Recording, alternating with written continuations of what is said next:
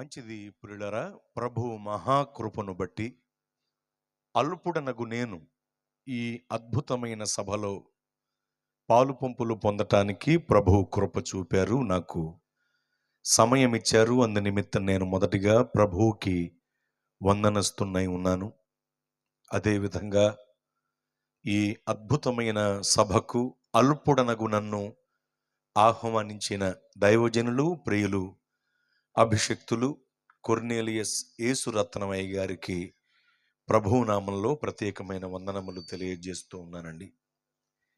వారి కుటుంబ సభ్యులకు, వారికి దేవుడు అనుగ్రహించిన సంఘ సభ్యులందరికీ నిండైన శుభాభివందనాలు తెలియజేస్తున్నాను.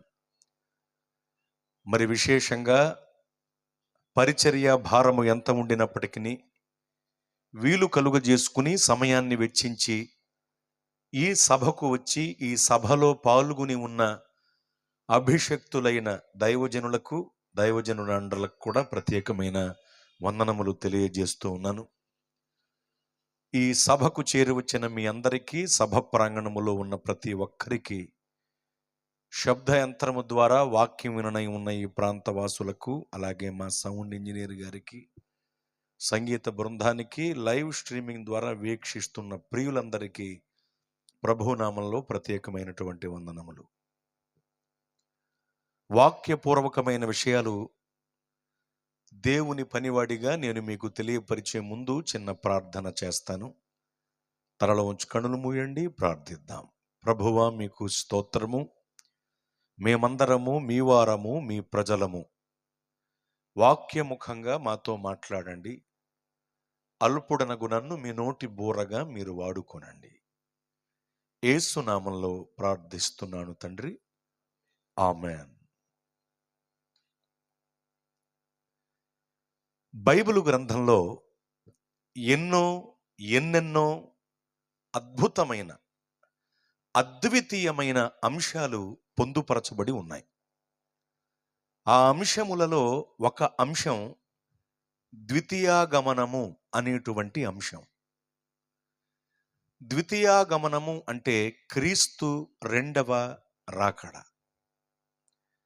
క్రీస్తు రెండవ రాకడ అనేటువంటి అంశం, అనగా ద్వితీయాగమనము అనేటువంటి అంశం బైబిలు గ్రంథములో పొందుపరచబడిన, చెప్పబడిన అద్భుతమైన అంశాలలో ఒక అంశం క్రీస్తు రెండవ రాకడ అనేటువంటి అంశం. ద్వితీయాగమనము అని నేను మీకు పరిచయం చేసిన క్రీస్తు రెండవ రాకడ అనేటువంటి అంశం ఆది కాలము నుండి నేటి కాలము వరకు, ఆదికాండ గ్రంథము నుండి ప్రకటన గ్రంథము వరకు కూడా చెప్పబడుతూ, తెలియపరచబడుతూ, ప్రకటింపబడుతూ, ప్రవచింపబడుతూ వస్తున్న గొప్ప అంశం క్రీస్తు రెండవ రాకడ అనేటువంటి అంశం. బైబిలు గ్రంథంలో కొన్ని అంశాలు ఆదికాండ గ్రంథము నుండి ప్రకటన గ్రంథం వరకు కూడా మనకు కనబడతాయి. ఉదాహరణకు ప్రార్థన అనేటువంటి అంశాన్ని మీరు తీసుకుంటే, ఈ ప్రార్థన అనేటువంటి అంశం ఆదికాండ గ్రంథము నుండి ప్రకటన గ్రంథము వరకు కూడా మనకు కనబడుతుంది. అలాగే బలి అర్పణ, రక్త ప్రోక్షణ అనేటువంటి అంశాన్ని గనక మనం తీసుకుంటే, ఈ అంశం కూడా ఆదికాండ గ్రంథము నుండి ప్రకటన గ్రంథము వరకు కూడా మనకు కనబడుతుంది. ఇలా ఆదికాండ గ్రంథము నుండి ప్రకటన గ్రంథం వరకు కూడా చెప్పబడుతూ వచ్చిన అంశాలు బైబిలు గ్రంథములో కొన్ని ఉన్నాయి. ఆ అంశములలో ఒక అంశం క్రీస్తు రెండవ రాకడ అనేటువంటి అంశం. క్రీస్తు రెండవ రాకడ అనేటువంటి అంశం ఆదికాండ గ్రంథము నుండి ప్రకటన గ్రంథం వరకు కూడా చెప్పబడింది. ఈ మాట నేను అంటున్నప్పుడు కొంతమందికి సందేహము కలగవచ్చు. ఏమనంటే, క్రీస్తు రెండవ రాకడను గురించి క్రొత్త నిబంధనలో ఉంది అంటే మేము నమ్ముతాం,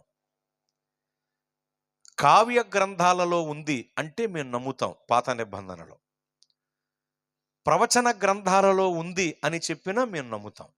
అంతేగాని మరీ వింతగా, విచిత్రంగా, విడ్డూరంగా ఆదికాండ గ్రంథము నుండి కూడా క్రీస్తు రెండవ రాకడను గురించి ఉందా? ఆదికాండ గ్రంథము నుండి కూడా క్రీస్తు రెండవ రాకడను గురించి చెప్పబడిందా అని కొంతమందికి సందేహము కలుగవచ్చు.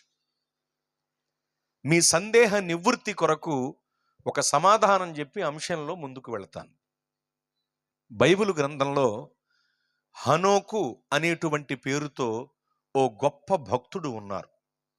సర్వసాధారణంగా మనం హానోకు హానోకు అని అనేస్తాం, కానీ తెలుగు బైబిల్లో హానోకు అని ఉండదు, హనోకు అని మాత్రమే ఉంటుంది.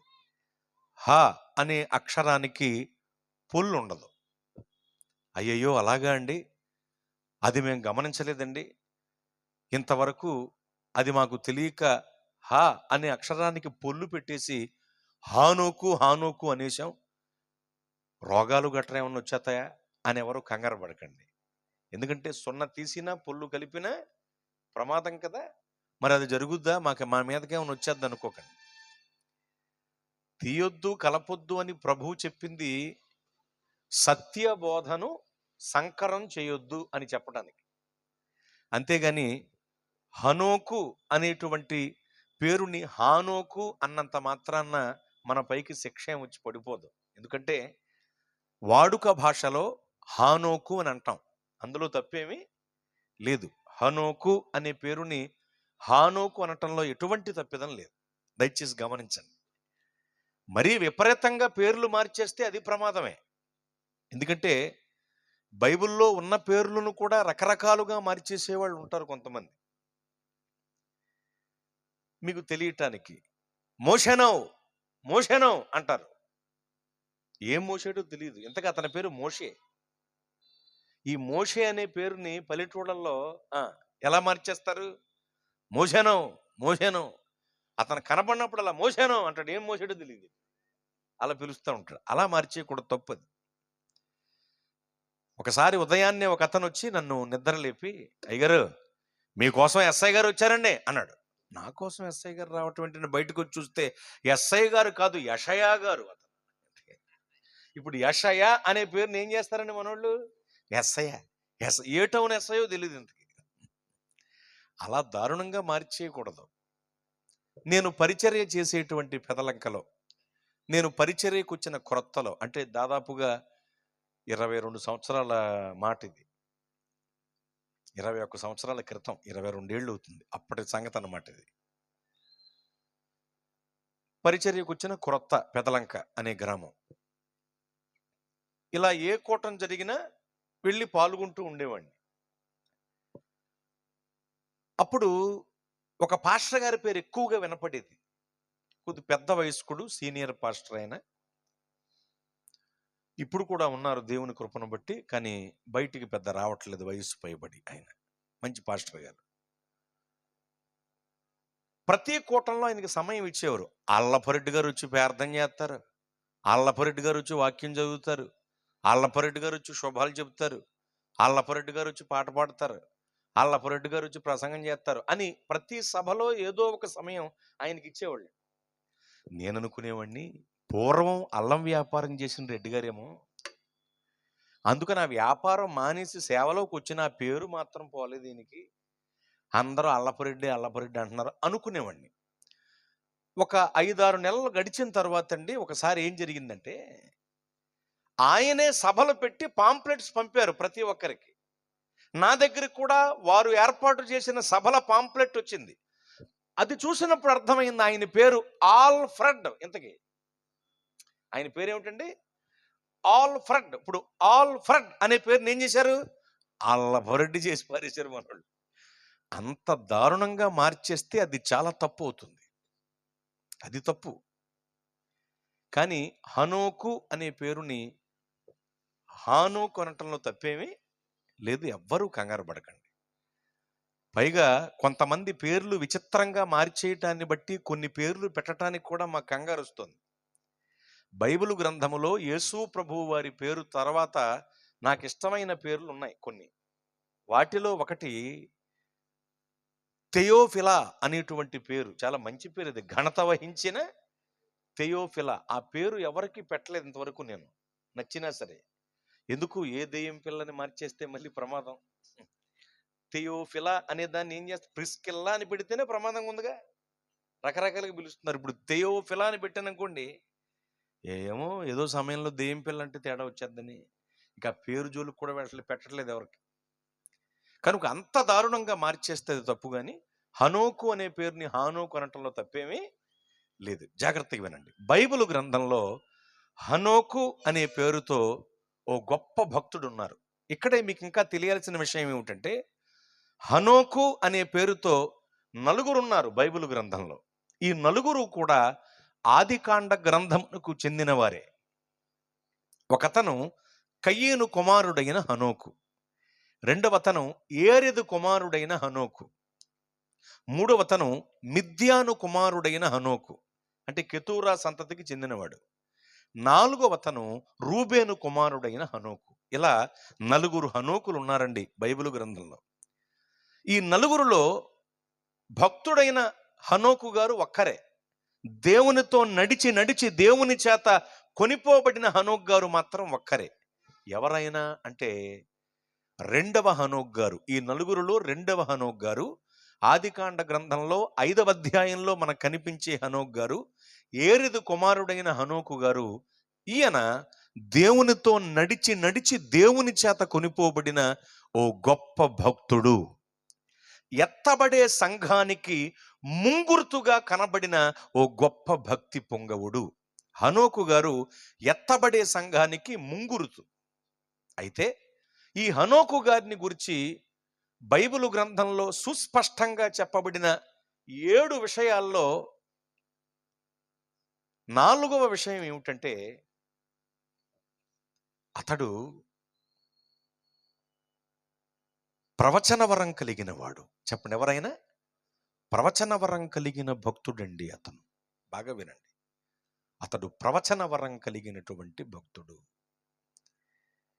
ఎలా చెప్పొచ్చు ఈ విషయాన్ని అంటే, బైబిల్ భాషలో బైబిల్లో ఉన్నటువంటి భక్తులు జరగబోయేది ముందే తెలియచేస్తే వాళ్ళని ఏమంటాం? ప్రవక్తలు అంటాం. ఈ విధానాన్ని బట్టే, ఈ సూత్రాన్ని బట్టే హనోకు గారు ఓ గొప్ప ప్రవక్త అని మీకు పరిచయం చేస్తున్నాను. మీరు యోధా పత్రికను చూస్తే, పరిశుద్ధాత్మ దేవుడు భక్తుడైన యోధా గారి ద్వారా వ్రాయించిన యోధా పత్రికలో అధ్యాయాలు ఉండవు, కేవలం వచనములు మాత్రమే ఉంటాయి. గమనించండి, బైబిలు గ్రంథంలో 65వ పుస్తకం ప్రకటన గ్రంథానికి ముందు ఉంటుంది. అధ్యాయాలు ఉండవు, కేవలం వచనములు ఉంటాయి. ఆ వచనములలో 14-15 వాక్యాలు చదువుకోండి తర్వాత, ఇప్పుడు కాదు. 14-15 వాక్యాలలో ఉన్న వృత్తాంతం మీకు చెబుతాను. ఏమిటా వృత్తాంతం అంటే, హనోకు గారు ఆదాము గారి తరువాత 7వ వాడిగా కొనియాడబడిన గొప్ప భక్తుడు. ఈ హనోకు గారు క్రీస్తు 2వ రాకడను ముందుగానే చూచారు. దర్శనంలో చూచి క్రీస్తు 2వ రాకడను గురించి ముందే తెలియచేసిన ఓ గొప్ప ప్రవక్త హనోకు గారు. ఈ వివరాలు ఆ వచనముల యందు ఉంటాయి. తర్వాత మీరు గమనించండి, చాలా జాగ్రత్తగా ఆలకించాలి మీరు. క్రీస్తు 2వ రాకడను ముందుగానే దర్శనమునందు చూచి క్రీస్తు 2వ రాకడను గురించి ముందే తెలియచేసిన ఓ గొప్ప భక్తుడు హనోకు గారు. ఇప్పుడు అడుగుతున్నాను, చెప్పండి, ఈ హనోకు గారు ఏ గ్రంథానికి చెందిన భక్తుడు? ఆదికాండ గ్రంథానికి చెందిన భక్తుడు. ఏ కాలానికి చెందిన భక్తుడు? ఆది కాలానికి చెందిన భక్తుడు. ఆది కాలానికి, ఆదికాండ గ్రంథానికి చెందిన హనోకు గారు క్రీస్తు 2వ రాకడను గురించి ముందుగానే తెలియచేశారని యోధా పత్రికలో వ్రాయబడి ఉంది. అంటే క్రీస్తు 2వ రాకడను గురించి ఎప్పటి నుండి చెప్పబడుతున్నట్లు లెక్క? ఆదికాండ గ్రంథము నుండే చెప్పబడుతున్నట్లు లెక్క. కొంతమంది అనొచ్చు, ఏమని? మరి ఆదికాండ గ్రంథంలో ఈ విషయం వ్రాసి లేదు కదండి అని. మనలో మనమాట, మనం అనుకున్న చోటల్లా వ్రాయబడి ఉండటానికి, మనం అనుకున్నట్లల్లా వ్రాయబడి ఉండటానికి బైబిల్ ఏమైనా నీ ఇంట్లో ఉండే నీ పిల్లాడి నోటుబుక్క కాదు కదా. బైబిల్ పరమవేదం, పరమ ప్రామాణికం, గ్రంథరాజం, పరిశుద్ధ గ్రంథం. కొంత ఇచట కొంత అచట ఉంటుంది. పరిశుద్ధాత్మ అనే వాయువు సాయంతో వాటిని ప్రోగు చేసుకుని ధ్యానించి నేర్చుకోవాలని పరిశుద్ధాత్ముడే యెషయా గారి ద్వారా తెలియచేసినటువంటి గొప్ప మాట. దేవుడే వ్రాయించారు యెషయా గ్రంథంలో ఈ విషయాన్ని. కనుక ఉద్దేశం మంచిదైతే ప్రదేశం ఏదైనా పర్వాలేదనే సూత్రాన్ని బట్టి చూస్తే బైబిల్లో ఉందా లేదా అనేది ముఖ్యం. ఆదికాండ గ్రంథంలో ఉందా లేదా అనేది ముఖ్యము కాదు. బాగా గమనించండి, బైబిల్లో ఉందా లేదా అనేటువంటిది ముఖ్యం. బైబిల్లో ఉంది. క్రీస్తు రెండవ రాకడను గురించి ముందుగానే హనోకు గారు తెలియచేసినట్లుగా లేఖనం సాక్ష్యం ఇస్తోంది గనుక ఇతను ఆది కాలానికి ఆదికాండ గ్రంథానికి చెందిన భక్తుడు గనుక క్రీస్తు రెండవ రాకడను గురించి ఆదికాండ గ్రంథము నుండి ఆది కాలము నుండి చెప్పబడుతున్నట్లే లెక్క. స్తోత్రం. ఆదికాండ గ్రంథము నుండి ప్రకటన గ్రంథము వరకు క్రీస్తు రెండవ రాకడను గురించి ఎందరో ప్రవక్తలు ప్రవచించారు, ఆధ్యాత్మిక రచయితలు రచించారు, భక్తులు తమ నోటితో వచించారు, ఆది అపోస్తలులు కూడా ఈ విషయాన్ని ప్రసంగించారు, దేవదూతలు కూడా క్రీస్తు రెండవ రాకడను గురించి ఉటంకించారు. ప్రకటన గ్రంథములోనికి వెళ్ళి చూస్తే ప్రభువే చెప్పారు, ఇదిగో నేను త్వరగా వచ్చుచున్నాను అని. ఇలా ఆదికాండ గ్రంథము నుండి ప్రకటన గ్రంథం వరకు కూడా చెప్పబడుతూ వస్తున్న గొప్ప అంశం క్రీస్తు రెండవ రాకడ. ఇంకా బలమైన ఆధారం ఏమిటంటే సర్వాధికారియు సర్వశక్తిమంతుడును సర్వజగద్రక్షకుడును సర్వ శరీరులకు దేవుడును అయిన యేసు ప్రభువు వారు నరావతారిగా శరీరధారిగా ఈ భూలోకంలో ఉన్నప్పుడు ఆయన స్వయంగా ప్రకటించారు. ఏమని? మీ హృదయములను కలవరపడనివ్వకండి, నా తండ్రి ఎంట అనేక నివాసములు కలవు, లేని ఎడల నేను మీకు చెప్పేవాడిని. నేను వెళ్ళి నేను ఉండి చోటన మీరు ఉండునట్లు మీ కొరకు నేను స్థలము సిద్ధపరచ వెళుతున్నాను. నేను మరలా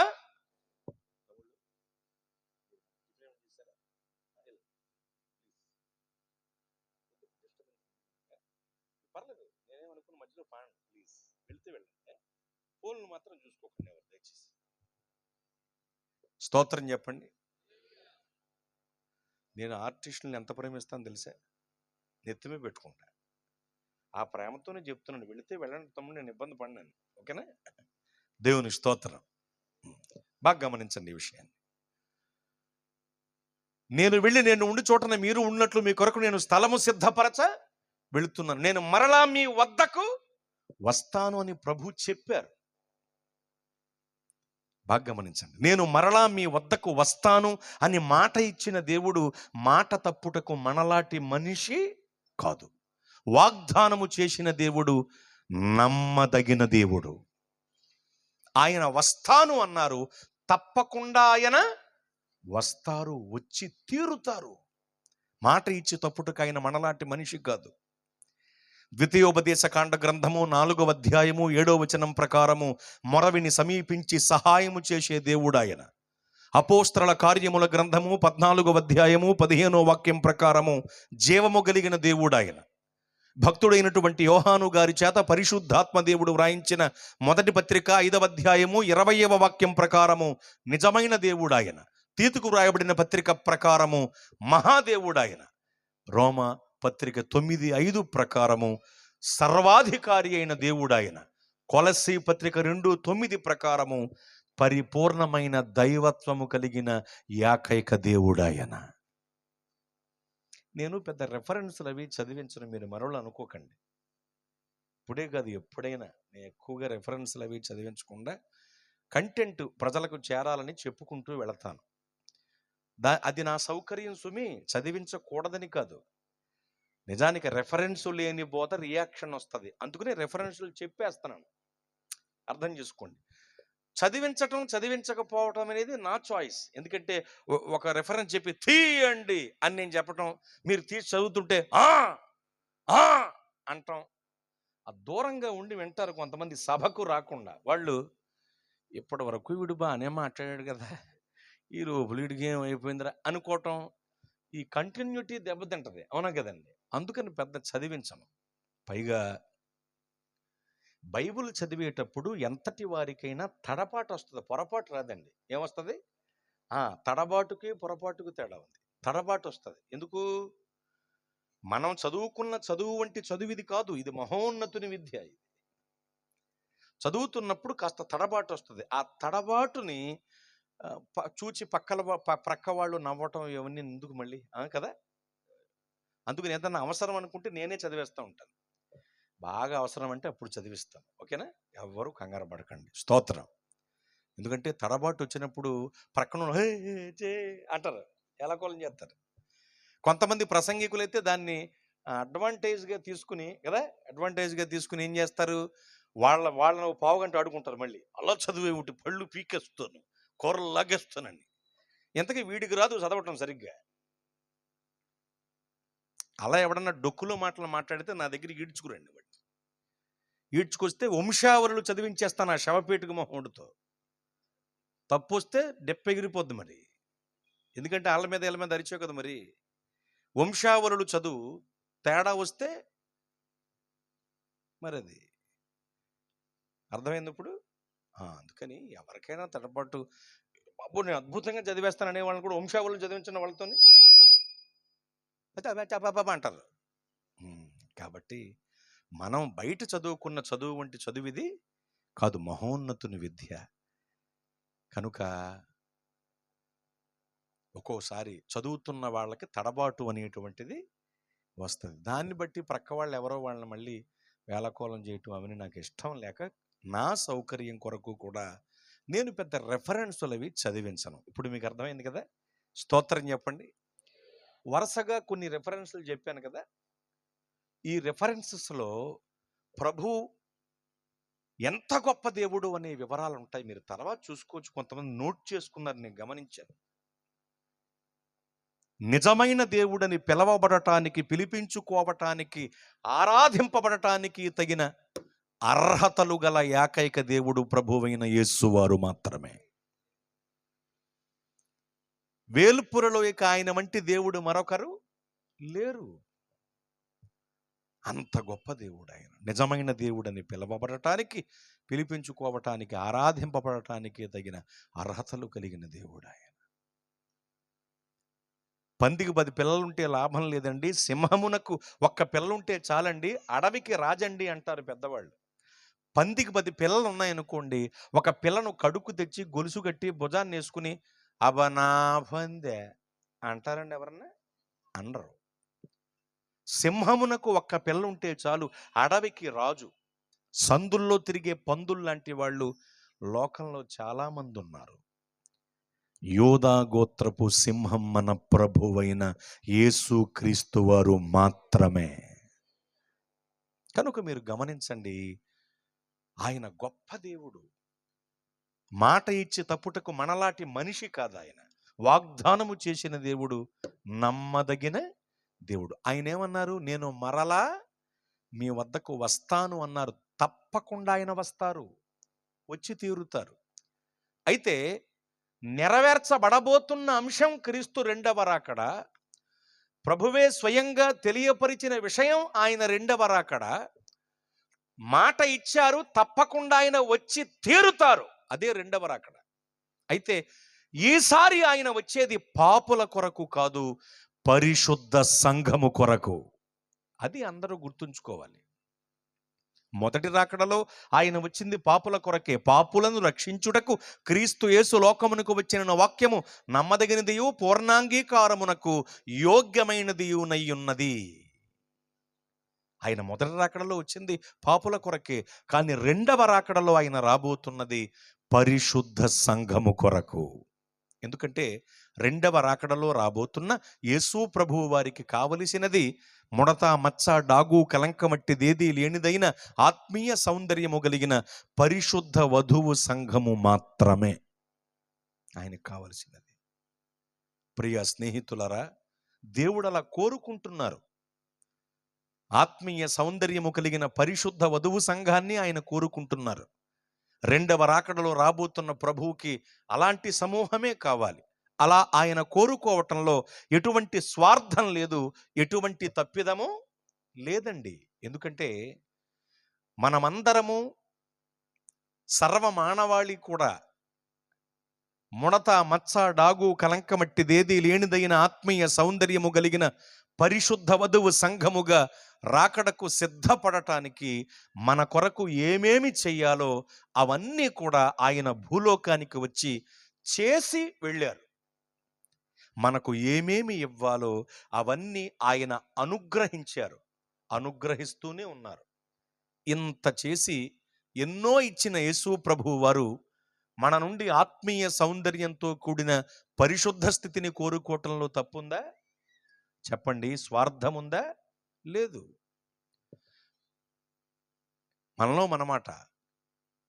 ఒక్క గాయం పాలైన ఆదాము గారికే అందమైనటువంటి భార్య వచ్చిందా లేదా? ఒక్క గాయం పాలైన ఆదాము గారికి అందమైనటువంటి భార్య వచ్చినప్పుడు పంచగాయాల పాలైన కడపటి ఆదామైన యేసు ప్రభువు వారికి ఇంకెంత గొప్ప ఆత్మీయ సౌందర్యము కలిగిన పరిశుద్ధ వధువు సంఘము కావాలి, రావాలి? ఆలోచన చేయండి. కోరుకున్న సుందరవతైన స్త్రీని భార్యగా పొందటానికి తన మామ ఇంట 7 ఏండ్లు కొలువు చేశాడు యాకోబు గారు. వచ్చిందా? రాలా. రాహేలు గారికి బదులు లేయా గారు వచ్చింది. సరే ఏదొకట్లే అని సరిపెట్టుకున్నాడా? లేదు. ఇంకొక 7 ఏళ్ళు మరలా పాలేరుతనం చేశాడు. అలా చూడకండి మన మగ బ్యాచ్. మనకు అలాంటి ఏర్పాట్లు ఏమీ లేవు. డెప్పెగిరిపోద్ది మళ్ళీ. అంటే ఎగిరిపోద్దంటే నేను ఎగరగొట్టేస్తానని కాదండి. భక్తిహీనుల నడినెత్తి ఓడగొట్టబడుద్ది, బైబిల్లో ఉన్నమాట ఇది. దాన్నే డెప్పెగిరిపోవటం అంటున్నాను నేను. మళ్ళీ సొంతం కనిపెట్టిననుకోకండి.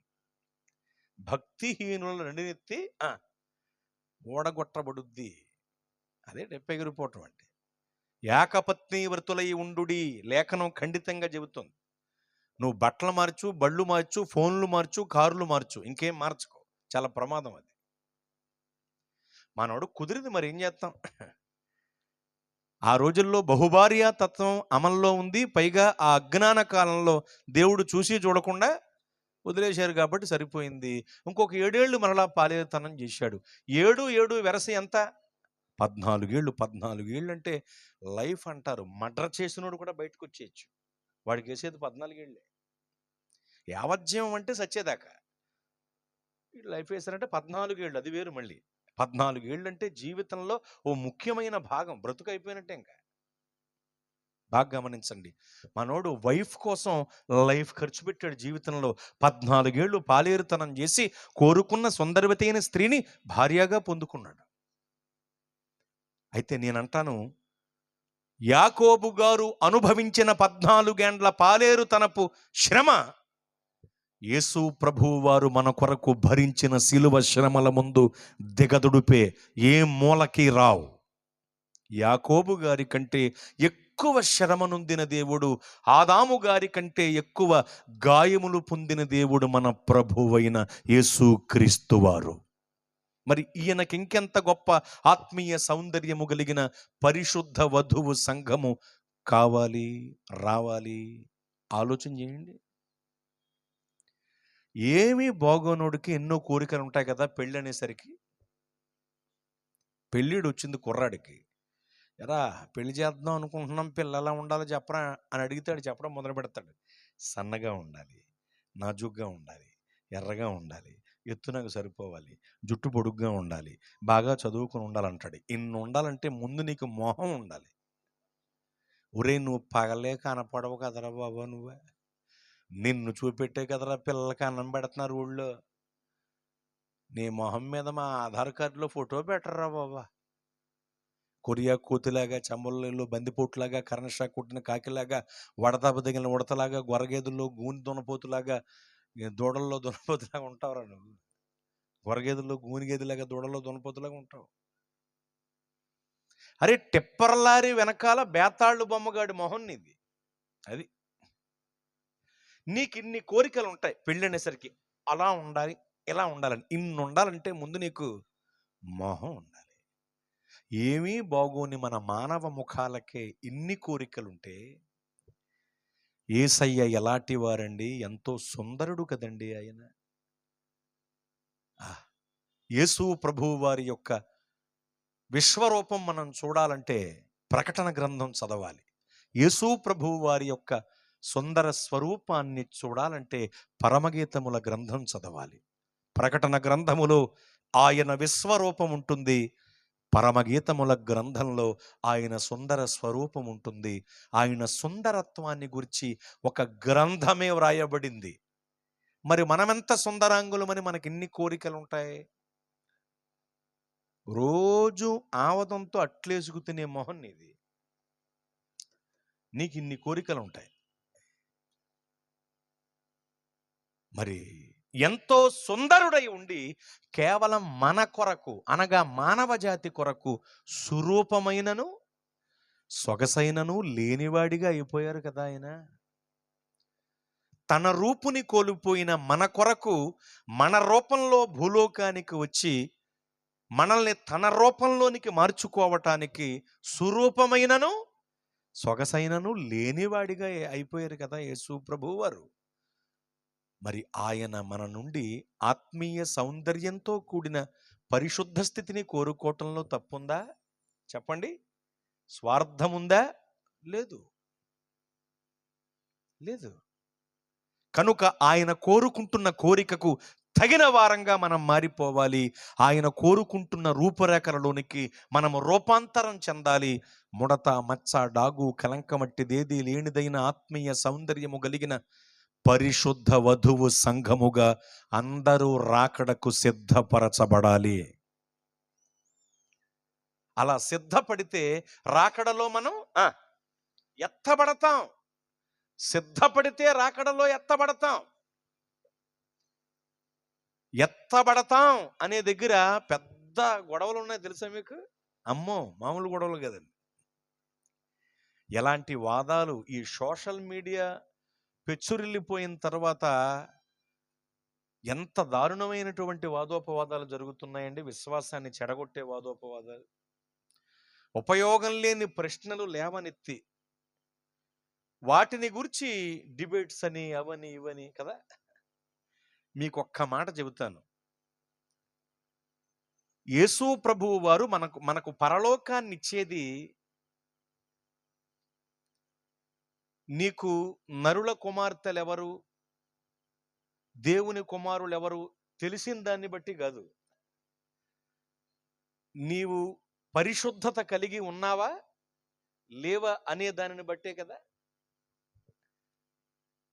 లేకపోతే ఆయనండి భాషలు మాట్లాడతాడండి, వీడు మాట్లాడండి, వీడికి ఆత్మ లేదండి అని తిట్టుకుంటూ ఉంటారు కొంతమంది. ఇప్పుడు వరాలను బట్టే పరిశుద్ధతను బట్టే అండి పరలోకం. ఇప్పుడు మీరెవరో నాకు తెలియదు అని ప్రభు అన్నారు. అన్నప్పుడు వాళ్ళు ఎన్ని చెప్పారు? అదేంటి ప్రభు తెలియపోవటం, మేము కొండ, మట్టి, గడ్డ, రాయి, రెప్ప, ఎలక, ఏనుగు, ఒంటె, కుందేలు, సింహం, పులి, గుర్రమని ఈ వరాలన్నీ చెప్పారుగా. అక్రమము చేయువారులారా నా ఎదురు తొలగమన్నాడు ఆయన. అంటే ఇవన్నీ సంఘక్షేమాభివృద్ధి కొరకు, నీ క్షేమాభివృద్ధి కొరకు కదా. ఇవన్నీ ప్రయోజనకరాలే గాని పరలోకానికి చేరాలంటే పరాకాష్ఠతో కూడిన విషయం ఏంటో తెలుసా? పరిశుద్ధత. అంతే. దేవునికి మహిమ కలుగును గాక. పరిశుద్ధతే. యోబు గ్రంథంలో సైతాన్లా తిరుగుతామంటే కూర్చో, ఈ పిల్ల ఎవరండి, ఇటు మొదలు పెట్టాలి, రేపే కూర్చో. కొద్దిగా ఎవరన్నా వాలంటీర్లు ఉంటే లేవనివ్వకండి. నిజంగా యేసురత్నం గారి కోసం వచ్చే కూటానికి బాగా మీటింగ్స్ తిరగటం వల్ల, ప్రయాణాల వల్ల కాస్త సుస్థి చేసింది నాకు. ఏమండి, ఫోన్ చేసి రావట్లేదు లేక కుదరదని చెప్పడం నాకు ఇష్టం ఉండదు. ఒంట్లో బాగోకపోయినా సభకి వెళ్ళిపోవాలి, చెప్పలేకపోయినా పక్కన కూర్చుంటాం, ఏమవుద్ది. అలా వచ్చాను సార్ నేను అక్కడికి. మీకు అర్థమవుతుంది కదా చూస్తుంటే. కొద్దిగా మరీ విసిగించేయకండి, చిరాకు వచ్చేది. కూర్చోండి, సభ కదా, బోళ్ళంత ఖర్చు పెట్టి ఆయన దేవుని పని అంటే పిచ్చండి ఆయనకి. ఏసైకో పిచ్చుంది ఏమిటి? మనమంటే ప్రేమ. దేవునికే గనక వెర్రితనం ఉంటే ఆ వెర్రితనం మనుషుల జ్ఞానం కంటే చాలా గొప్పగా ఉంటుందని పౌలు గారు అన్నారు కదా. ఏమిటా వెర్రితనం? దేవునికి వెర్రితనం ఉంటుందా? ఉండదు. ఒకవేళ ఉంది అనుకుంటే ఏమిటా వెర్రితనం? ఆయన ప్రేమ, అంతే. పిచ్చ ప్రేమ మనం అంటే ఆయనకి. అందుకనే కోట్ల కొలది దూతలు, 24 పెద్దలు, 4 జీవులు, సర్వాధికారాలు, సమీపించరాని తేజస్సు, సింహాసనంపై కూర్చునే భాగ్యం, సమస్తమును విడిచిపెట్టి మన కోసం భూలోకానికి వచ్చాడు ఆయన. పిచ్చ ప్రేమ కాకపోతే అగాపే ప్రేమ, స్వార్థం లేని ప్రేమ. అర్థమవుతుందా? కనుక మనమంటే పిచ్చి ప్రేమ ఆయనకి. ఇంక అది కొలవటం కూడా కుదరదు, వర్ణించటం కూడా కుదరదు, అంత ప్రేమ. అదే ఆయనకున్న పిచ్చి మన మీద. అలాగే దేవుని పని అంటే పిచ్చి అండి ఆయనకి, నిజం చెప్పాలంటే. ఇప్పుడు కాదు, దాదాపు 20 ఏళ్ళుగా ఆయనతో స్నేహం నాకు. 20 ఏళ్ళు పైబడి. నాకు అప్పుడు బండి కూడా లేదు, ప్రసంగికుడు నేను తొలినాళ్లలో. ఆయన బండి మీద వెళ్ళాం చాలా కూటలు. దేవుని పని అంటే ఇంకా నిద్రాహారాలు లేకుండా తిరుగుతూ ఉంటాడు ఆయన. ఎంతో వ్యయ ప్రయాసాలతో ఈ సభ ఏర్పాటు చేశారండి ఆయన. పెదలంక దాకా వచ్చాడు, కూటం డేట్ కావాలండి అని. అంత భారంతో దైవజనుడు ఏర్పాటు చేసినప్పుడు సభకు వచ్చిన మనం ఎంత జాగ్రత్తగా ఉండాలమ్మా, అవునా కదా? స్తోత్రం చెప్పండి. చాలా జాగ్రత్తగా మీరు గమనించండి. ప్రభు రాకడను గురించి మీకు చెబుతున్నాను. ఎత్తబడుట అనే దగ్గర చాలా తగాదాలు ఉన్నాయి. ఈ సోషల్ మీడియా వచ్చిన తర్వాత మరలా భయంకరంగా పెచ్చురిల్లిపోయారు అందరూ కూడా. ఆ విషయం నాకు తెలుసని ఒకతను, ఈ విషయం నాకు తెలుసని. వీటిని బట్టి కాదండి, పరలోకం అనేది కేవలం దేవుడిచ్చేది పరిశుద్ధత. పరిశుద్ధత.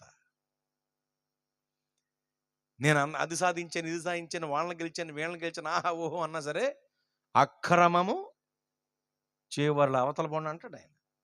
పరిశుద్ధత. అయితే ఎందుకు ఈ మాట చెప్తున్నానంటే, ఎత్తబడుట అనే దగ్గర కూడా తగాదాలు. శ్రమలకు ముందు సంఘం ఎత్తబడుద్దని ఒక బ్యాచ్, శ్రమలకు మహాశ్రమలకు మధ్యలో సంఘం ఎత్తబడుద్దని ఇంకో బ్యాచ్. వాళ్ళని ఎవరిని తప్పు పట్టను నేను, ఎందుకంటే వాళ్ళు మన సహోదరులే కదా. అరే బయటవాడు మన మీద మాటల దాడి చేస్తున్నాడండి క్రైస్తవ్యం మీద, అదే ఎదుర్కోవాలా, మనలో మనం కొట్టుకు చావాలా? అవునా కదండి? ఎంత దారుణమైపోయిందో పరిస్థితి బయట. అయితే మీరు గమనించండి, శ్రమలకు ముందు సంఘం ఎత్తబడుద్ది అని చెప్పే వర్గం ఒక వర్గం, శ్రమలకు మహాశ్రమలకు మధ్యలో సంఘం ఎత్తబడుద్దని చెప్పే వర్గం ఇంకో వర్గం. అందుకనే మనం రాకడకు సిద్ధపడితే ఎత్తబడతాం అనగానే వచ్చేత్తరాలు. ఎప్పుడు ఎత్తబడతాం? ముందా అని ఒక బ్యాచ్, మధ్యలోన అని ఇంకో బ్యాచ్. అయితే నేను ఎవరిని తప్పు పట్టను కానీ అక్కడ ఒక ముఖ్యమైన విషయం మీకు చెబుతాను. శ్రమలకు ముందు సంఘం ఎత్తబడుద్ది అని చెప్పేవాళ్ళు చెప్పేది సంఘం ఎత్తబడుతుందనే. శ్రమలకు మహాశ్రమలకు మధ్యలో సంఘం ఎత్తబడుద్ది అని చెప్పేవాళ్ళు చెప్పేది సంఘం ఎత్తబడుతుందనే. వీళ్ళల్లో వీళ్ళకి ఎన్ని భిన్నాభిప్రాయాలున్నా ఒక ఏకాభిప్రాయం ఉంది. ఏమిటది? సంఘము. అదే కదా మనకు కావలసింది. మనకు కావలసిందే అది కదా. ఓకే, ఎన్ని భిన్నాభిప్రాయాలున్నా ఏకాభిప్రాయం ఏమిటి? సంఘము ఎత్తబడుద్ది. ఇప్పుడు చెప్పండి, ఎత్తబడుట తథ్యం గనుక సిద్ధపడుట మన పని. అంతవరకే చూసుకోండి. మరి ఎక్కువగా రక్తాలు వచ్చేలాగా అది అర్థమైందా? జాగ్రత్తగా ఉండండి.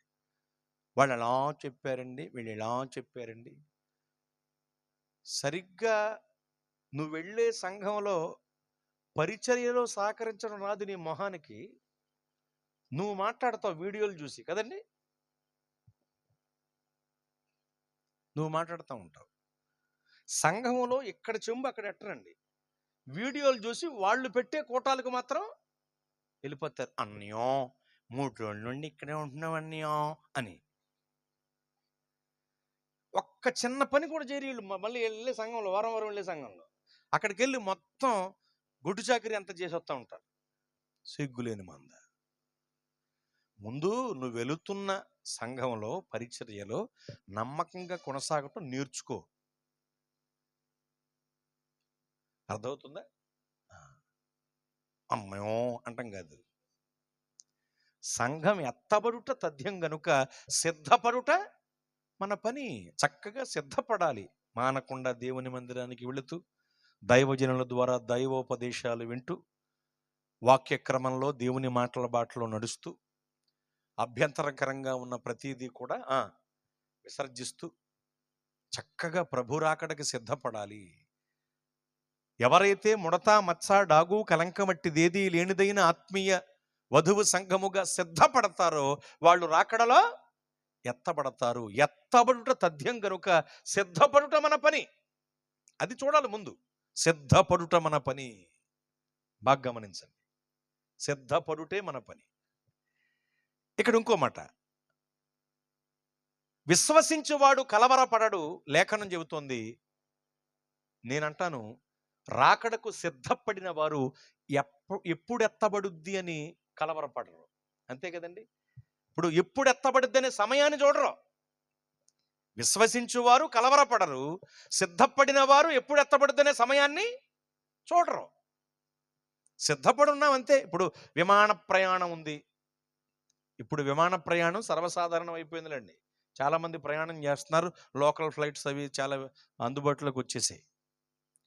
విమాన ప్రయాణ సమయంలో మీరు గమనించండి, అది ఇంటర్నేషనల్ జర్నీ అయినా, ఈ డొమెస్టిక్ ఫ్లైట్ అయినా, ఏదైనా ఫ్లైట్ జర్నీ అయినా, మనం వెళ్ళినప్పుడు ముందు ఆ ఎంట్రన్స్లో ఐడి చూస్తారు. టికెట్ ఐడి చూసి లోపలికి పంపిస్తారు. లోపలికి వెళతాం, కౌంటర్ దగ్గరికి వెళతాం, బోర్డింగ్ పాస్ అవి తీసుకుంటాం, చెక్ ఇన్ లగేజ్ ఏదన్నా ఉంటే వేసేస్తాం, హ్యాండ్ లగేజ్ పట్టుకుంటాం, వాళ్ళు ఇచ్చిన బోర్డింగ్ పాసు మన దగ్గర ఉన్న ఐడితో పాటు అలా వెళ్తాం, ఎదరికి వెళ్తాం. మళ్ళీ ఒకసారి చెక్ చేస్తారు, లోపలికి పంపిస్తారు, అక్కడ స్కాన్ చేస్తారు, మళ్ళీ లోపలికి పంపిస్తారు. అప్పుడు ఏ గేట్ దగ్గరికి వెళ్ళాలో మనకు తెలుస్తుంది, వాళ్ళు కూడా చెప్తారు. అక్కడికి వెళ్ళి కూర్చుంటాం. బోర్డింగ్ మొదలైన తర్వాత నిన్ను తీసుకెళ్ళిపోయి విమానం ఎక్కించి పట్టుకుపోతారు. నువ్వు చేయవలసిందంతా చేసి ఎక్కడికి వెళ్ళాలో ఎలా వెళ్ళాలో వెళ్ళి ఉండవలసిన చోట ఉంటే చాలు. ఆ సిబ్బంది వచ్చి నీకు ఇబ్బంది లేకుండా తీసుకుపోతారు. ఆ సమయంలో నీకేమన్నా పిచ్చికారీ చేయాలని, ఎరువేయాలని అనిపించినా, అలా వాష్రూమ్లోకి వెళ్ళినా సరే నేను వదిలిపెట్టరు. పిలుస్తారు, అనౌన్స్ చేస్తారు. లోపల రారు కానీ అనౌన్స్ చేస్తారు. నక్క సుబ్బారావు, బొక్క అప్పారావు, పిల్లి పాపారావు, పంది ప్రసాదు, దోమల దాసు, నల్లి దావీదు పిలుస్తారండి. నవ్వుతారేమిటమ్మా, బొక్కవారు లేరా? అది ఇంటి పేరండి, తప్పమాట కదా. అది ఉన్నారు. బొక్క జక్కరయ్య అని తమ్ముడు పాటలు పాడుతూ ఉండేవాడు. అప్పుడు లోకల్ ఛానల్, గ్రేస్ ఛానల్లో కనపడతా ఉండేవాడు. బొక్కవారు ఉన్నారమ్మా, తప్పమాట ఏం కాదు, ఇంటి పేరు అది. ఇంకా నయం, నేను తెలుగు వాచకంలో పిలిచాను, అక్కడ ఆంగ్ల వాచకంలో పిలుస్తారు. అక్కడ తెలుగు వాచకం ఏమిటి? ఇంటి పేరు ముందు, ఒంటి పేరు తర్వాత. ఆంగ్ల వాచకం అలా కాదు, ఒంటి పేరు ముందు, ఇంటి పేరు తర్వాత. అది ఇంకా ప్రమాదంగా ఉంటుంది. మరే నేను బొక్క సుబ్బారావు అన్నాను, అక్కడ అలా ఉండవు. అదే వద్దు ఇంకా. మరి అది నేను చాలా మర్యాదగా పిలిచాను, పిలిచి మరీ పట్టుకుపోతారు.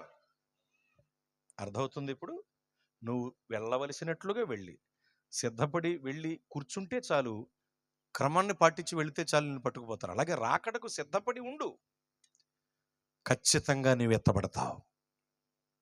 ఇద్దరు మాట్లాడుకుంటున్నారండి. ఒక వ్యక్తి మరొక వ్యక్తితో అంటున్నాడు, ఒరే రాబోయే దినముల యందు 100 సునామీలు వస్తాయంట అన్నాడు. వెంటనే అవతరుడు రానిరా అన్నాడు. సరిగ్గా విన్నావా, 100 సునామీలు అంటరా అన్నాడు. రానిరా బాబా అన్నాడు. చెవులు పని చేస్తున్నాయరా నీకు? 100 సునామీలు వస్తాయంట్రా అన్నాడు వీడు. రానిరా. నేను ఒక సునామీకే చచ్చిపోతాను కదా, 99 సునామీలు నన్నేం చేస్తాయి అన్నాడు అవతరుడు. మీరు గమనించాలి, వాడు ఒక సునామీకే సిద్ధపడిపోయాడు, ఇంకా 99 సునామీలతో వాడికి పని లేదు. అలాగే రాకడకు మనం సిద్ధపడిపోయి ఉన్నప్పుడు సంభవాలతో మనకు సంబంధం ఉండదు. ఒకవేళ అగ్నిలో పడి వెళతావేమో, జ్వాలలు నిన్ను కాల్చజాలవు. జలముల గుండా వెళతావేమో, అవి నీ మీదకి పొర్లి పారము. ఇక్కడ మూసిన కన్నులు అక్కడ తెరుస్తావు. దేవునికి మహిమ కలుగునుగాక. కంగారు పడకు, రాకడకు సిద్ధపడటం మన పని. సిద్ధపడితే రాకడలో మనం ఎత్తబడతాం. ప్రియా స్నేహితులారా, ఈ కడవరి దినాల్లో కావలసినటువంటి విషయాన్ని ఇన్నిసార్లు నొక్కి ఒక్కానిచ్చి చెబుతున్నాను సుమి. చాలా అవసరం, అత్యవసరం ఇది. కనుక ఎవరైతే రాకడకు పరిశుద్ధులుగా సిద్ధపడతారో వాళ్ళందరూ రాకడలో ఎత్తబడతారు.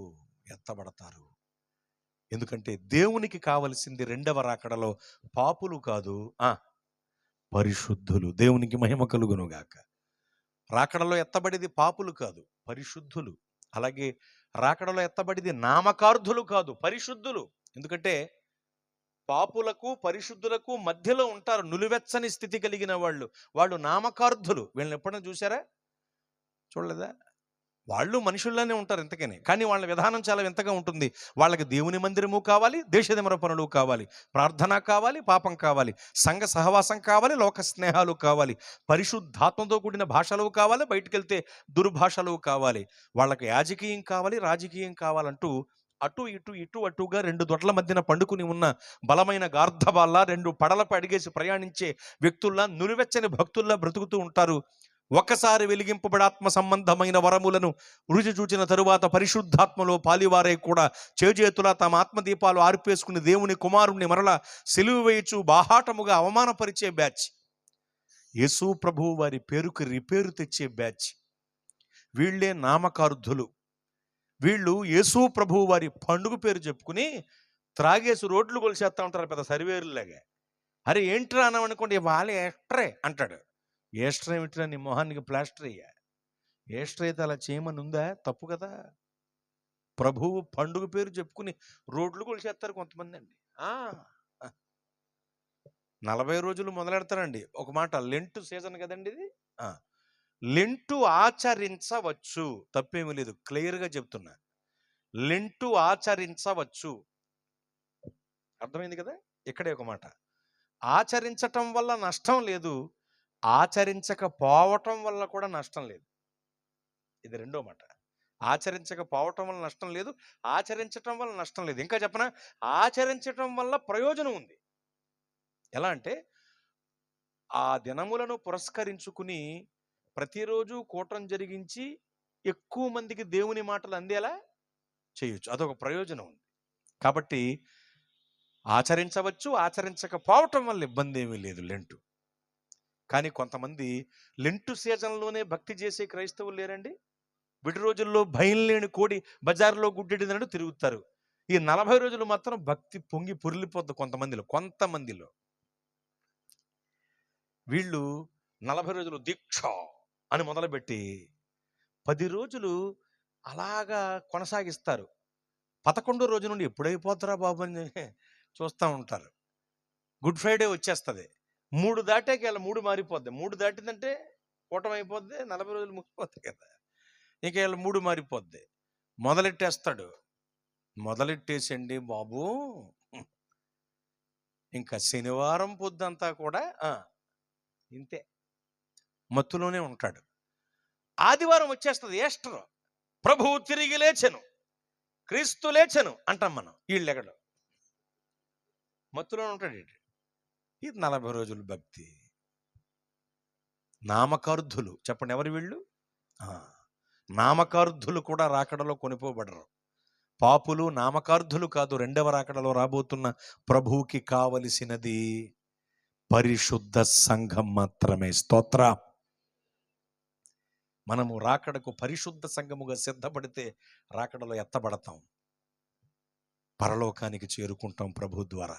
బాగా వినండి, నిత్య జీవాన్ని పొందాలంటే పరలోకానికి చేరుకోవాలి. పరలోకానికి మనం చేరుకోవాలంటే ప్రభువే మనల్ని పరలోకానికి చేర్చాలి. ప్రభు మనల్ని పరలోకానికి చేర్చాలంటే ముందు ప్రభు మనల్ని చేర్చుకోవాలి. ప్రభు మనల్ని చేర్చుకోవాలంటే మనం ఆయనను ఎదుర్కోవాలి. ఆయనను మనం ఎదుర్కోవాలంటే రాకడలో మనం ఎత్తబడాలి. రాకడలో మనం ఎత్తబడాలంటే రాకడ కొరకు మనం పరిశుద్ధ సంఘముగా సిద్ధపడాలి. అలా సిద్ధపడాలి అంటే ముందు దిద్దపడాలి. దిద్దపడాలి అంటే మనలో నుండి కొన్ని తీసివేతలు జరగాలి. ఎక్కడ చూసినా కూడికలు జరుగుతున్నాయి కానీ తీసివేతలు జరగట్లేదండి. ఏం జరుగుతున్నాయి? ఉపవాస కూడికలు జరుగుతున్నాయి. ఏం జరుగుతున్నాయి? సువార్త కూడికలు జరుగుతున్నాయి. ఏం జరుగుతున్నాయి? సిలువ ధ్యాన కూడికలు జరుగుతున్నాయి. ఏం జరుగుతున్నాయి? కుటుంబ కూడికలు జరుగుతున్నాయి. కూడికలు బాగానే జరుగుతున్నాయి, మరి తీసివేతలు ఎప్పుడు జరుగుతాయి? లెక్కల్లో కూడికలే కాదు, తీసివేతలు కూడా ఒక భాగం కదా. నేనేమంటున్నానంటే, జరుగుతున్న ఈ కూడికలలో పాల్గొన్న మనలో నుండి కొన్ని తీసివేతలు జరగాలి. అప్పుడే దిద్దబడతాం, రాకడకు సిద్ధపడతాం, రాకడలో ఎత్తబడతాం. ఎత్తబడాలి అంటే సిద్ధపడాలి, సిద్ధపడాలి అంటే దిద్దబడాలి, దిద్దబడాలి అంటే మనలోని కొన్ని తీసివేతలు జరగాలి. ఏమి తీసివేయబడాలి? ముఖ్యంగా పాపములు తీసివేయబడాలి. బాగా వినండి. నీ పాపములు తీసివేయబడకుండా నువ్వు పరిశుద్ధపరచబడలేవు. పరిశుద్ధపరచబడకపోతే పరిశుద్ధ సంఘముగా రాకడకు సిద్ధపడలేవు. పరిశుద్ధ సంఘముగా రాకడకు సిద్ధపడాలంటే ముందు నీవు పరిశుద్ధపరచబడాలి. పరిశుద్ధపరచబడాలంటే నీ పాపాలు తొలగిపోవాలి. పాపాలు తొలగిపోవాలంటే ప్రభు రక్తంలో కడుగబడాలి. రుధిరపాతం వినా పాప విమోచనం నభవతి అన్నారు. అనగా రక్తము చిందింపకుండా పాపక్షమాపణ కలుగదని ఈ శ్లోకము యొక్క భావం. ఏ రక్తం? గొర్రెల, కోడెల, కొంగల, కోళ్ళ, కుక్కల, అడ్ల, మేకల రక్తమా? కాదండి. ఆ రక్తం వల్ల పాపం పోదండి. పోనీ మన రక్తమా? అబ్బే, ఒక పాపి రక్తం వేరొక పాపిని శుద్ధీకరించలేదు. ఎందుకంటే గ్రుడ్డివాడికి త్రోవ చూపెడితే ఇద్దరూ కలిసి గుంటలో పడతారని ప్రభువే చెప్పారు. కాబట్టి ఒక పాపి రక్తం వేరొక పాపిని పరిశుద్ధపరచలేదు. మన రక్తం వల్ల కూడా పాపము నివృత్తి గావించబడదు. మరి ఏ రక్తం? నిర్దోషమైన, నిష్కలంకమైన, పరిశుద్ధ రక్తమై ఉండాలి. ఇటువంటి రక్తాన్ని మన కొరకు చిందించటానికి జీవితకాలమంతే మరణ భయము చేత పట్టి పీడింపబడుతూ పాపపు దాస్యపు శృంఖలములలో చిక్కుకుని నలిగి నశించి నరకాగ్నికి దిగజారిపోబోతున్న మానవ జాతిని విమోచించటానికి సర్వాధికారి అయిన దేవుడు, ఆత్మరూపి అయిన దేవుడు రక్తమాంసములలో పాలివాడాయను. నరావతారిగా, శరీరధారిగా ఆయన ఈ భూలోకానికి వచ్చారు. లేత మొక్కవలె ఎదిగారు. తగిన సమయమందు తనను తాను అప్పగించుకున్నారు. నలగొట్టబడి, సిలువ మ్రానుకు దేగొట్టబడి, రక్తమంతా కార్చి ప్రాణం పెట్టి మనకు గొప్ప రక్షణ భాగ్యం అనుగ్రహించారు. సిలువలో బలి అయి యేసు ప్రభువు వారు మన కొరకు కార్చిన రక్తం మన పాపములను తొలగించి మనల్ని పరిశుద్ధపరిచే ఏకైక సాధనం. మన చేతికి మట్టి అంటుకుంటే కడుక్కోవటానికి నీళ్లు సాధనం. మరి నీళ్లకు బురద పడితే శుద్ధి చేయటానికి పటిక, ఎండిపి గింజలు, బ్లీచింగ్ వంటివి సాధనాలు. మరి ఆత్మకు పట్టింది మస్టు, పాపమనే మరణం, మాలిన్యం. ఈ మరణాన్ని తొలగించగల ఏకైక సాధనం యేసు రక్తం ఒక్కటి మాత్రమే. యేసు రక్తము ప్రతి పాపిని కడిగి మానవులను పవిత్రపరుచునని లేఖనం చెబుతోంది. ప్రియులారా, ప్రభురాకడ తథ్యం. ప్రభురాకడ కొరకు మనం సిద్ధపడాలి. పరిశుద్ధ సంఘముగా సిద్ధపడాలి. అందుకొరకు ముందే పరిశుద్ధపరచబడాలి. పరిశుద్ధపరచబడాలంటే ప్రభు రక్తములో కడగబడాలి. ప్రియులారా, మీరు యేసు రక్తములో కడుగబడ్డారా? యేసు రక్తంలో అంటే మీరు బాప్తిస్మం పొందారా? పొందేవండి. ఎప్పుడు? బాప్తిస్మం పొందకపోతే పెళ్లి చేయని అన్నారండి. అందుకునే పొందేశామంటారు కొంతమంది. మీకు సవివరంగా చెబుతున్నాను, పెళ్లి కొరకు కాదు బాప్తిస్మం. పైగా నీ వివాహం కొరకు కాదు బాప్తిస్మం. గొర్రె పిల్ల వివాహ మహోత్సవంలో పాలు పంపులు పొందటానికి పొందాలి బాప్తిస్మం. నీ వివాహం కొరకు కాదు. ఒకవేళ పెళ్లి కొరకు బాప్తిస్మం పొంది అదే బాప్తిస్మం అనుకుని బల్లారాధనలో పాలు పంపులు పొందుతూ ఉన్నవాళ్ళు ఎవరైనా ఇక్కడ ఉంటే దయచేసి మీరు ఏమాత్రం సిగ్గుపడకుండా, భయపడకుండా మీరు మారు మనసు పొంది పాపక్షమాపణ నిమిత్తమై బాప్తిస్మం పొందండి.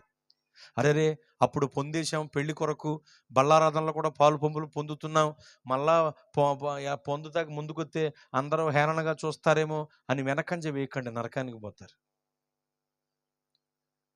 బైబిల్ చెబుతోంది మారు మనస్సు పొంది పాపక్షమాపణ నిమిత్తమై ప్రభునామంలో బాప్తిస్మం పొందమని. పెళ్లి కొరకు కాదు. కొంతమంది స్వస్థత కొరకు పొందుతున్నారట. ఎంత విచారకరం అండి ఈ రోజుల్లో. బాప్తిస్మం పొందితే స్వస్థత కలిగేద్దే అని పొందుతున్నారట. కలుగుద్ది, కానీ నీ ఆత్మ స్వస్థత కొరకు బాప్తిస్మం, నీ శరీర స్వస్థత కొరకు కాదు. శరీర స్వస్థత కొరకు ఎవరైనా బాప్తిస్మం పొందిన వాళ్ళు ఉంటే మీరు మళ్ళీ బాప్తిస్మం పొందాలి. శరీర స్వస్థత కొరకు పొందే బాప్తిస్మం చాలదు.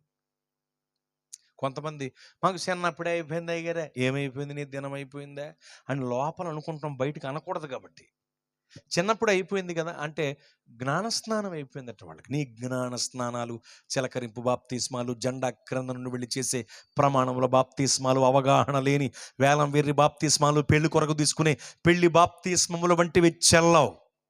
నువ్వు మారు మనస్సు పొందాలి. మారు మనస్సు అంటే మాయ మనస్సుని విసర్జించటమే మారు మనస్సు. క్రీస్తుకు అనుకూలమైన మనస్సే మారు మనస్సు. నువ్వు మారు మనస్సు పొంది పాపక్షమాపణ నిమిత్తమై బాప్తిస్మం పొందాలి. నా 18వ ఏట ముగింపులో నేను మారు మనసు పొంది పాపక్షమాపణ నిమిత్తమై బాప్తిస్మం పొందాను. నిష్టగల చాత్తాధ శ్రీ వైష్ణవ కుటుంబములో పుట్టినవాడను నేను. రామానుజ గోత్రం మాది. రామానుజ మన సిద్ధాంతాలు అవలంబించినటువంటి వాడను నేను. మా నాన్నగారిని స్ఫూర్తిగా తీసుకుని కొన్నాళ్ళు మంత్రోచ్చరణ నేర్చుకుని నేను కూడా పౌరోహిత్యం చేశాను. మీకు సందేహంగా ఉంటే కోటమైన తర్వాత కలవడం మీ పేరు 4 మంత్రాలు చదువుతాను. నేను వైష్ణవీయమును విడిచి క్రైస్తవ్యంలోకి వచ్చాను. అలాగని నేనేదో గొప్పవాడిని మీ ముందు లేవలేట్లా. ఒకప్పుడు పిండాలు పెట్టుకునేవాడిని, ఇప్పుడు దండాలు పెట్టించుకునే స్థితిలో నా ప్రభువు నన్ను ఉంచారు.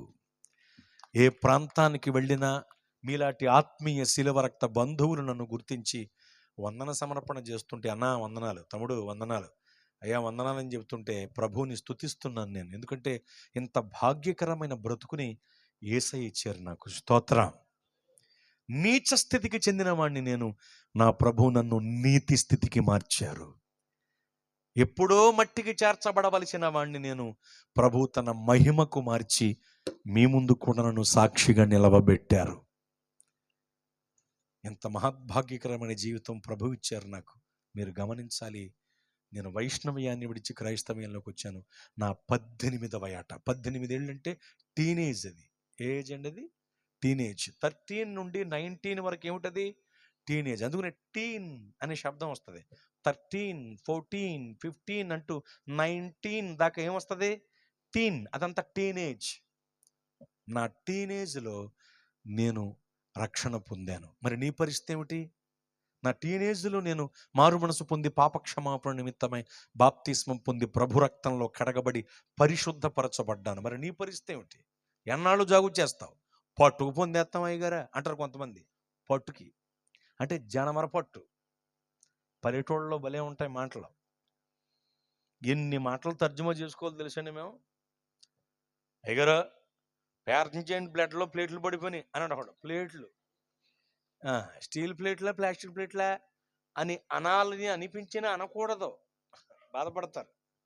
అంటే బ్లడ్లో వైట్ ప్లేట్లెట్స్ కౌంట్ పడిపోయింది ఇంతకు. అది మనం అర్థం చేసుకుని ప్రార్థన చేస్తామండి అనాలి, తప్పదు. మరి ఇన్ని మాటలు తర్జుమా చేసుకుంటాము ఏమండి.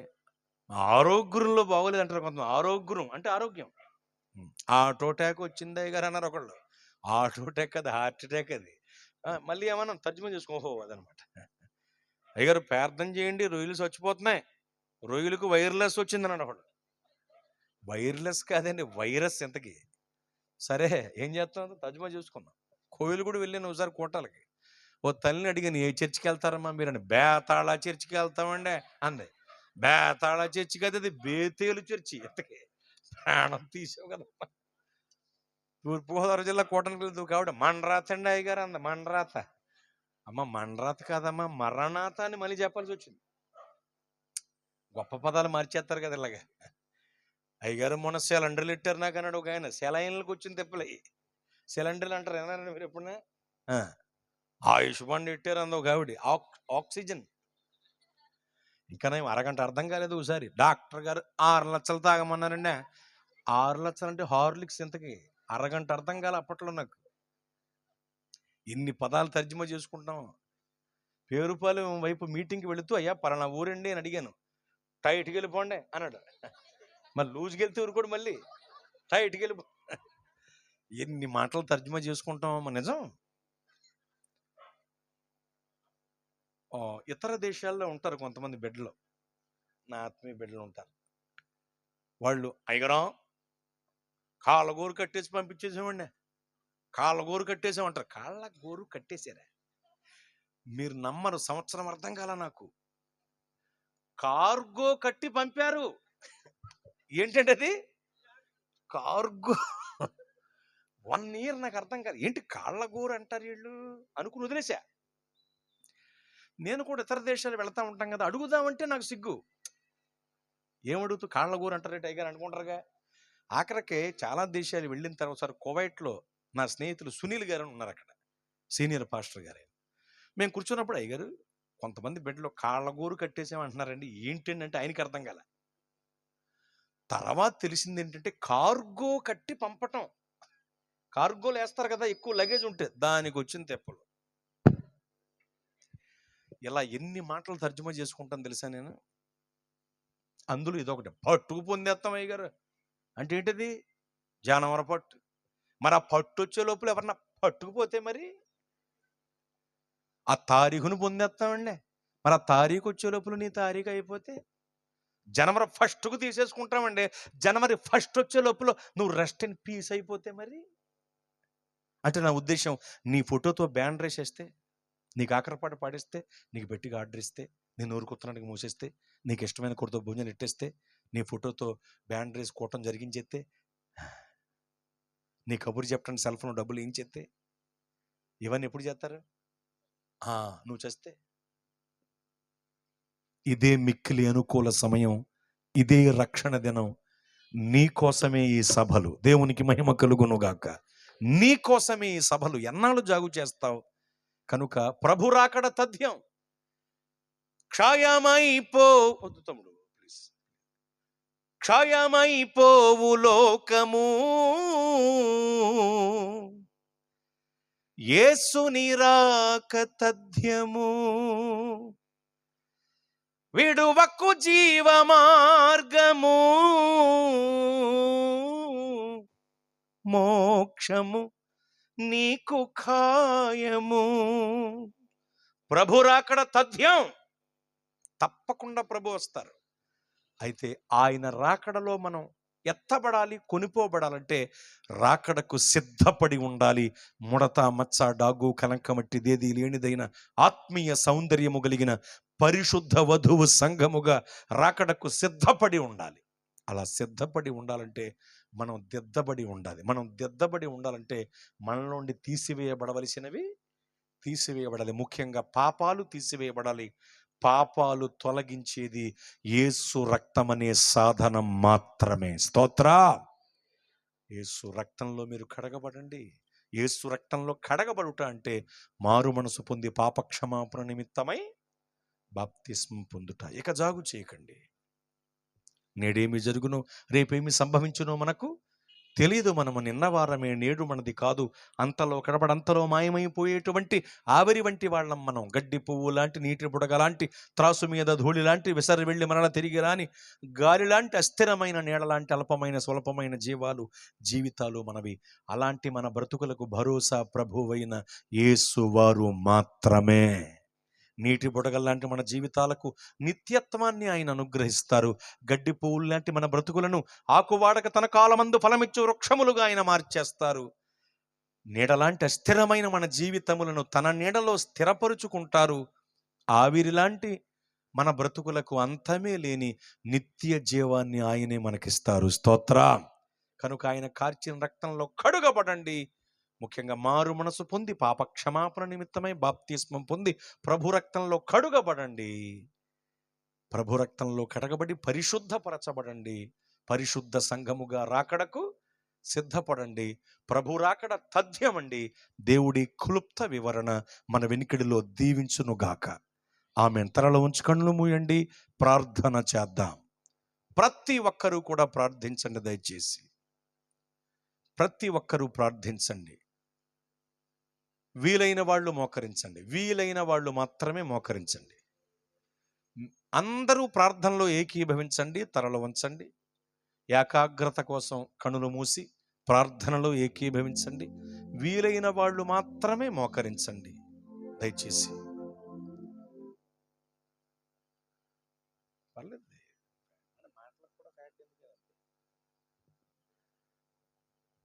ప్రతి ఒక్కరూ ప్రార్థించండి. ఎంతో వ్యయప్రయాసలతో కూడిన, ఆత్మల భారంతో కూడిన సభలివి. దేవుని యొక్క నిజమైన దాహాన్ని తీర్చటానికి ఏర్పాటు చేయబడిన సభలివి. ఈ సభలలో ప్రభురాకడ ప్రకటింపబడింది మన మధ్య. ప్రభురాకడ తథ్యం.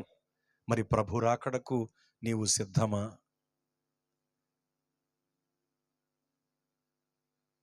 పరిశుద్ధ సంఘముగా సిద్ధపడాలి అంటే ముందు అసలు పరిశుద్ధపరచబడాలి. పరిశుద్ధపరచబడాలంటే ప్రభు రక్తంలో కడుగబడాలి.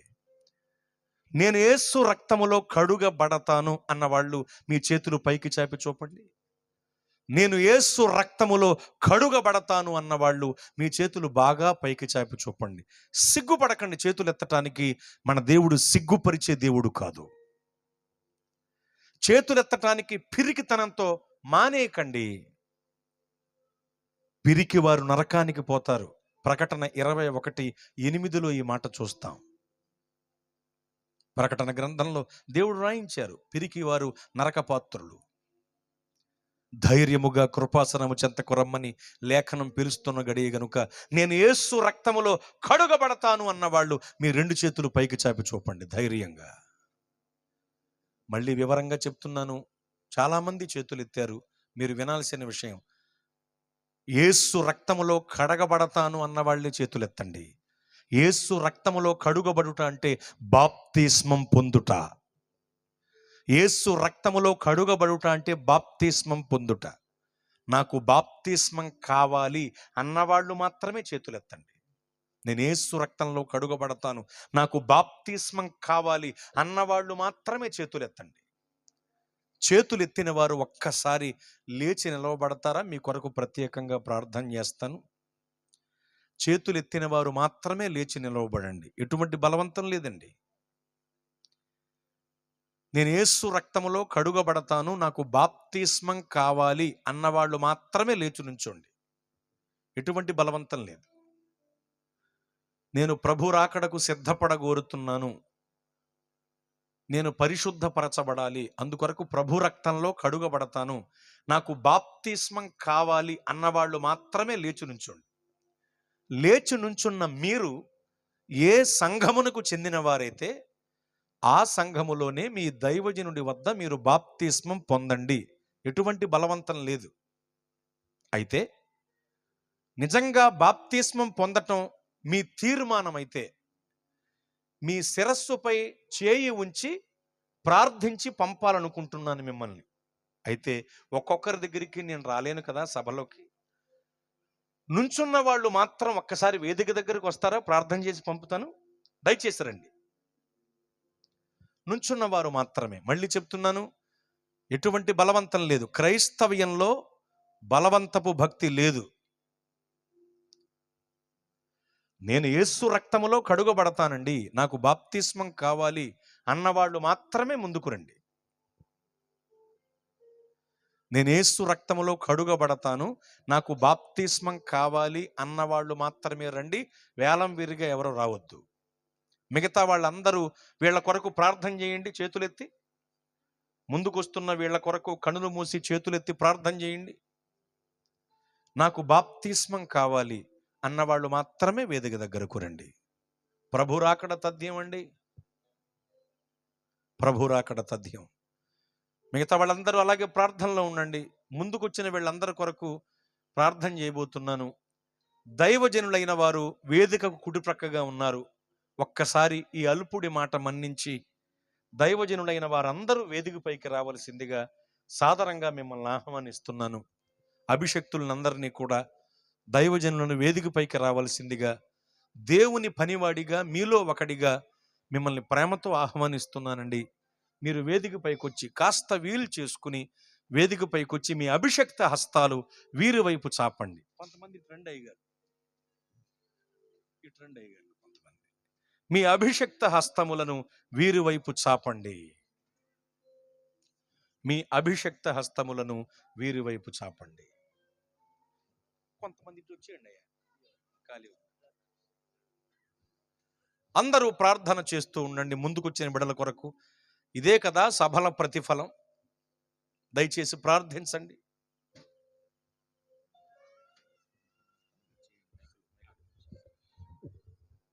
దయగల తండ్రి, సభల్లో నైనా రెండు ఆత్మలను రక్షించబడాలని ప్రార్థన చేశాం.